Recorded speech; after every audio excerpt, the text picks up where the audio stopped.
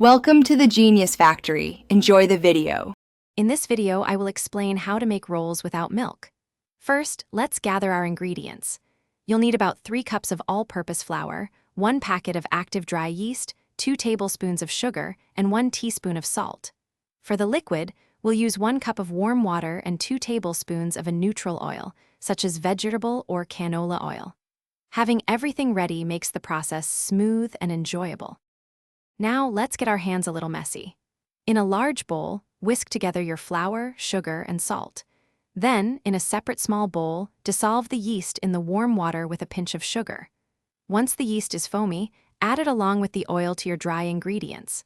Mix until a shaggy dough forms, then turn it out onto a lightly floured surface and knead for about 8 to 10 minutes until it's smooth and elastic.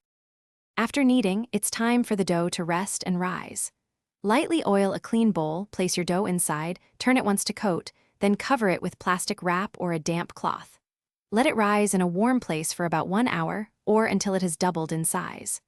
Once risen, gently punch down the dough, divide it into 12 equal portions, and shape each into a smooth, round roll.